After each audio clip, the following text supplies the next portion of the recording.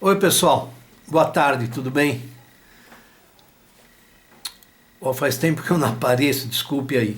Hoje é dia 13 de maio de 2020, 2020. E agora são 13 horas e 55 minutos, 56. Bom, eu estou aqui para falar de uma foto. Na verdade é um mosaico. O que é mosaico? Mosaico, por exemplo, você constrói uma figura com várias pedras. Então, cada uma dessas pedras é uma parte da figura. Então, essa figura fica sendo um mosaico. Então, os astrônomos fotografaram Júpiter e construíram com várias fotos o planeta inteiro, mas olhando para ele em infravermelho. Nossa, isso é muito interessante. Antes, deixa eu me apresentar. Eu sou Carlos José Borges, autor desse livro aqui, Gravitação, Efeito Ilha. Esse livro mostra que a gravitação é causada pelas ondas e partículas que acontecem, que preenchem o espaço. Isso aqui é o efeito ilha acontecendo em torno da Terra. Tem mais ondas chegando do que saindo, então isso aqui é o fluxo resultante, é o efeito ilha. Isso acontece no mar também, em torno de uma ilha marítima, as ondas do mar ficam chegando. Só que lá a ilha bloqueia totalmente a passagem das ondas, aqui não, bloqueia só parcialmente. Bom, essa aqui é a segunda edição, tá? Tem aqui as outras, essa aqui é a primeira. A Terra não atrai os corpos, são as ondas que empurram. Isso aqui é como um pêndulo de Foucault, vem um eclipse solar. Isso aqui é um site da NASA, não podia acontecer isso aqui de acordo com a teoria da relatividade, e acontece. Um eclipse, eu já gravei lá, erros 19 e 20 na teoria da relatividade. Um eclipse solar mostra dois erros na teoria. Primeiro é esse aqui, que os campos gravitacionais aqui não se somam como prevê a teoria da relatividade. E o segundo erro é que o desvio que a luz sofre é o dobro do que prevê a teoria. Então, um eclipse solar mostra dois erros na teoria da relatividade, não um só. E essa aqui é a terceira edição. Você pode encontrar esse livro, o e-book está de graça. Essa foto é de 95, quando eu descobri a teoria. Essa aqui é de 2005. Bom, você pode encontrar esse livro no site gravitationeditora.com. Gravitationeditora, tudo junto.com. O e-book está de graça. Em papel você paga alguma coisinha para a editora continuar funcionando.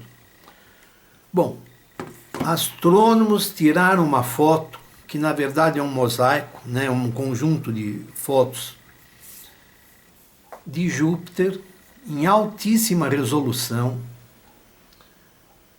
olhando para ele em infravermelho. O que é isso? Nós olhamos, a nossa vista é sensível ao que a gente chama de luz, que é do espectro eletromagnético, que não tem limites que se conheça, é uma pequena parte, a luz. São as 7 cores do arco-íris. Começa no vermelho, bem no meio está o verde e termina no violeta. Repare que são 3 Vs. Vermelho, verde e violeta. Então aqui tem o que? Amarelado, vermelho, alaranjado, amarelo, aí o verde. Aí azul, anil, violeta. Então essas são as 7 cores do arco-íris. Vermelho, alaranjado, amarelo, verde, azul, anil, violeta. Tem alguma coisa em cima do violeta? Lógico. Tem o ultravioleta, olha que nome sugestivo.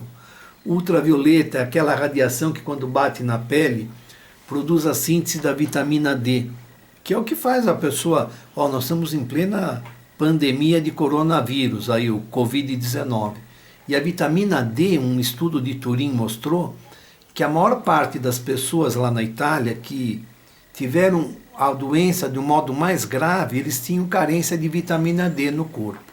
Eu também vi um cientista aí falando, baseado em mais de 2.400 artigos, que a vitamina D, na verdade, nem é uma vitamina, é um hormônio. Mas por enquanto o nome vai prevalecer. É muito difícil mudar esses nomes que já se estabeleceram. Bom, voltando ao nosso assunto. Acima do violeta tem ultravioleta, raio-x, raios gama, vai até 10 a 25, 10 a 26 raios cósmicos, né? 10 a 25, 10 a 26 Hz de frequência. A luz é 10 a 14, tá? 5 vezes, começa em 4,84 vezes 10 a 14 e termina lá no 7, alguma coisa, 7,8. Então o 5 mais ou menos, é mais ou menos 5 vezes 10 a 14 Hz. O que é isso? É 500 vezes 10 a 12. 10 elevado a 12 é 1 seguido de 12 zeros. O que é isso? Divide o 12 por 4, dá 3. Desculpe, divide o 12 por 3, dá 4. Então, 1 seguido de 12 zeros é 1 mil, milhão, bilhão, trilhão. Então, 5 vezes 10 a 14 é 500 vezes 10 a 12, é 500 trilhões de oscilações por segundo. É isso que a nossa vista vê. Olha que interessante. E muda de cor, você percebe. Então, é muito rápido. Tem alguma coisa abaixo do vermelho? Tem o infravermelho, que são as ondas que a gente chama de calor, ondas de calor. Bate no corpo, você sente quente. E tem mais para baixo, ondas de rádio, ondas de TV, né? São as micro-ondas. Bom, mas no espectro visível, você vê o universo de um jeito. Se você olhar para o universo em ultravioleta, você vê outra coisa, outras coisas. Aí, nesse caso, essa foto é em infravermelho, no infravermelho. Então, como é que ficou Júpiter? Eu vou mostrar aqui, vou pegar o celular, vou mostrar aqui no celular as fotos. É isso aqui que ficou. Deixa eu ampliar essa aqui. Ficou assim, ó, revelando altíssimas temperaturas. Olha, pessoal, o efeito Ilha, eu estou fazendo esse vídeo porque o efeito Ilha já prevê isso, está escrito no livro, que Júpiter e Saturno estão pertinho de se tornarem anãs vermelhas, por causa do tamanho. Olha que interessante, é o tamanho que interessa. Por exemplo, uma das temperaturas foi 1.300 graus Celsius lá em Júpiter. 1.300. Se você escrever aí, escreve aí no Google, temperatura de Júpiter, vê o que aparece. Menos 100, menos 130 graus Celsius. Porque é uma fórmula usada hoje, totalmente obsoleta, que só considera a distância até o Sol. Então, Júpiter, você tem a distância da Terra ao Sol, né, são 150 milhões de quilômetros, você multiplica isso por 5, é onde está Júpiter, muito mais longe. Por isso que eles consideram essa temperatura, menos 100, menos 130. Mas, como Júpiter é grande, vamos pensar nisso aí agora. Vamos supor que você tem uma esfera. Tenho aqui um globinho. Você tem a esfera. A Terra é assim, tá? Esférica, orbita em torno do Sol, como já dizia Pitágoras. Se você dobrar o raio, vamos supor que você dobra o raio da esfera. O volume aumenta muito mais rápido que a área da superfície. Eu já falei isso em 2 vídeos anteriores. Um deles é o título, a Terra está crescendo e um dia será uma estrela. E o outro é quando eu falo foto de buraco negro, que na verdade não é buraco negro, é uma estrela gigante escura, como está escrito no meu trabalho, desde 2005 aproximadamente, ou antes. Então, vamos supor que você dobra o raio da esfera. Como é que você calcula o volume? 4/3 de πr ao cubo. Como é que você calcula a área da superfície? 4πr ao quadrado. Eu até escrevi aqui, ó.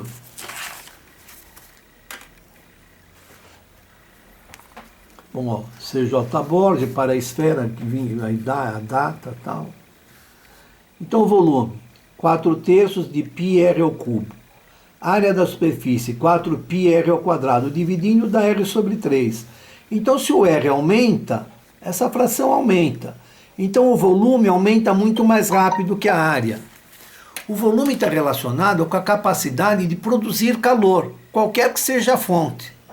E a área da superfície com a capacidade de irradiar. Então, se o corpo vai crescendo, vamos supor densidade constante em primeira ordem aqui, só para facilitar o raciocínio, porque a densidade também importa, tá? Se um corpo cresce com densidade constante, ele concentra muito mais energia, porque o volume cresce muito mais rápido que a área, então ele vai ficando mais quente. Então Júpiter, de acordo com a teoria do efeito ilha, que é explicado aqui, você vai falar, mas o que isso aí tem a ver com a teoria do efeito ilha?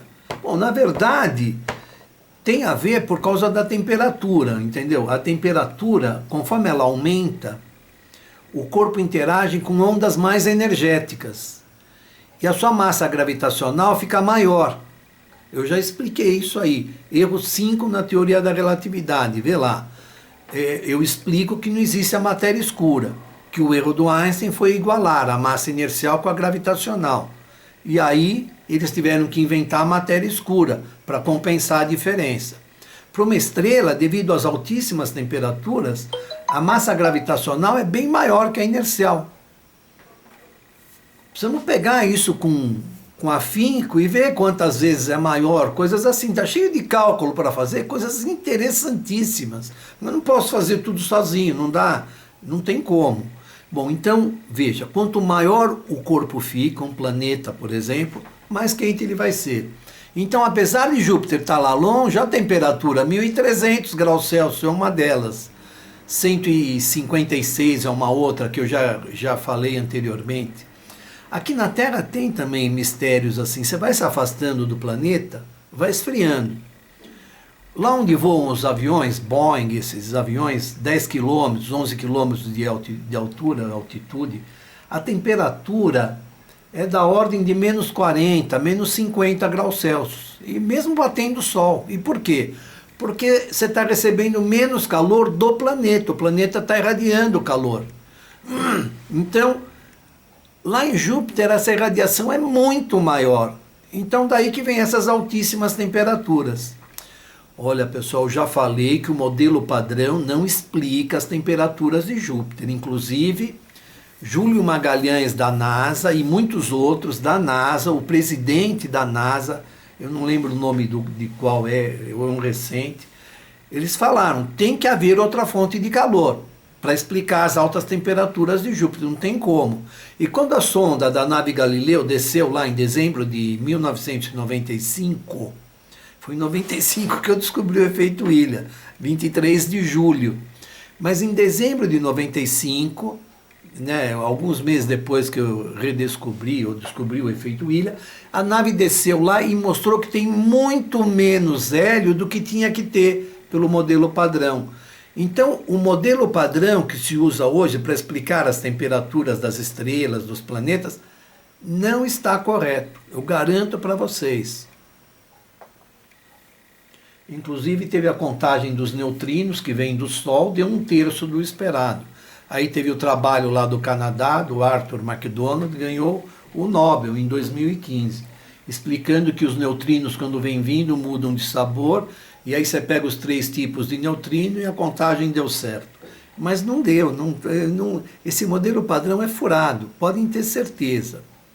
Mas vamos continuar. O efeito ilha prevê essas altas temperaturas de Júpiter e Saturno, por causa do tamanho, só do tamanho. Olha que interessante. Se você pegar um mosquito, ele não pode ser mais quente que o meio ambiente. Ele não consegue, porque a área da superfície é muito grande para o tamanho dele, para o volume que ele tem. Ele precisaria ficar comendo sem parar e mesmo assim não ia ser suficiente. Então um mosquito, uma pulga, esses bichos pequenos, eles têm a temperatura ambiente. Um corpo, qualquer corpo, ele está recebendo e emitindo energia o tempo todo. Então ele entra em equilíbrio com o meio ambiente, fica na mesma temperatura. Então um mosquito, uma pulga não podem ser mais quentes que o meio ambiente, simplesmente por causa do tamanho deles. Olha que curioso, não precisa nem saber o que tem lá, como é o organismo. Uma criança sente mais frio que um adulto, por causa do tamanho. Ela é menor, então ela não é uma esfera, mas continua valendo a regra. A área da superfície é muito grande para o volume que ela tem. Num adulto, a diferença é menor. O adulto sente menos frio que a criança, em linhas gerais, por causa do tamanho. Então, o que eu queria dizer era isso. Júpiter tem que ser bem quente, como o efeito ilha prevê. Na verdade, eu que estou prevendo. O efeito ilha diz que a gravitação é causada pelas ondas e partículas que preenchem o espaço. Agora, isso aí é uma consequência que vem lá na frente. Que do mesmo jeito que um teorema tem os corolários dele, consequências que você vai deduzindo a partir daquele teorema. Então, Júpiter tem que ser quente. O efeito ilha explica isso. É uma previsão do efeito ilha. Concluindo, nós temos que abandonar a teoria da relatividade. Assista os meus vídeos. Erros 1 e 2 na teoria da relatividade, C.J. Borges. Erros 3 e 4. Se você colocar esse C.J. Borges, você acha mais fácil. Mas às vezes, mesmo sem isso, já dá para achar. Se você escrever erros 3 e 4 na teoria da relatividade, vai aparecer um dos melhores vídeos. Esse vídeo explica um monte de coisas. Inclusive, por essa teoria do efeito ilha é a mesma teoria do Charles Brush, de 1910, e a mesma teoria do Lesage, lá de 1747. E parece que vem antes do Lesage, lá da época do Galileu. Parece que é isso, tá? Mas do Lesage e do Charles Brush eu tenho certeza, está tudo registrado. As coisas do Lesage estão registradas na Academia Real de Ciências de Berlim e do Charles Brush em vários lugares, Nature, Physical Review, Science. Ele publicou de 1910 a 1929. Recentemente, um tal de Jacques Collin publicou na revista Apeiron. Olha, essa revista Apeiron, se você examinar o corpo diretivo dela, ela parou de ser editada, mas é um pessoal altamente qualificado. E eles combateram a teoria da relatividade com unhas e dentes. Num momento lá está escrito assim: a última chance de salvar a teoria da relatividade falhou. E muito mais. Tem um livro alemão de 1931, 100 autores contra o Einstein. Desde que surgiu a teoria da relatividade, todo mundo já se levantou contra os mais eminentes. Iminente, com I, quer dizer, está quase acontecendo, está na iminência de cair, e com E é um título, né? O bispo, eminência. Então, bom, voltando. A teoria da relatividade precisa ser abandonada, ela nunca foi aceita. Acontece que as pessoas que têm mais visão abandonam e não ficam se preocupando. Agora, aqueles que têm trabalho com teoria da relatividade, suas teses de mestrado e doutorado, ficam publicando aí uma vez por mês. Confirmou a teoria da relatividade, uma recente aí, colisão de dois buracos negros de massas diferentes. O que eles fazem? Eles estão apenas examinando interferência de ondas. A luz são ondas transversais. A luz sofre reflexão, refração, difração, polarização e interferência. Então são ondas transversais, não há um pingo de dúvida. Eu explico isso também. O modelo corpuscular para a luz, nós não precisamos dele. Um dos principais motivos é a explicação do efeito fotoelétrico, mas a explicação do Einstein está errada nisso também, porque acima de certas frequências o efeito não ocorre, pela explicação dele tinha que ocorrer. Luz são ondas transversais. Tem um vídeo meu, Dualidade Onda-Partícula, assista lá para você ver. Bom, então é isso, pessoal. Isso é uma confirmação do efeito ilha. As altas temperaturas de Júpiter. Cada vez que a ciência está evoluindo mais, vai se confirmando o efeito ilha. Deixa eu encerrar por aqui, senão fica muita coisa. Eu vou fazer, tem mais vídeos, tem 2 que eu já gravei, mas ainda não postei. Eu vou corrigir lá e fazer. Abraço, pessoal. Eu só queria dizer mais uma coisinha. A lei de Newton, no inverso do quadrado, para calcular a atração entre corpos aqui na Terra, na horizontal, por exemplo, uma bola de bilhar aqui e outra aqui, ela é excelente, é uma excelente aproximação. Mas se você colocar os corpos na vertical, ela já não funciona bem. A força nesse aqui é maior que a força nesse aqui. É o que está aqui na capa da segunda edição. A força que age no corpo de baixo tem maior intensidade que essa aqui. Isso aqui é o sensor do gravímetro, isso aqui é o prisma retangular de chumbo, ou anel de aço do P-Wagner. Aqui também. A força que age no corpo de baixo é maior que lá no de cima, como está aqui. E aqui é a mesma coisa. Essa força tem maior intensidade do que essa aqui. E isso aí qualquer um pode confirmar em laboratório. Qualquer um não, né? Tem que saber trabalhar com gravímetro, etc. Bom, pessoal, um abraço. Até.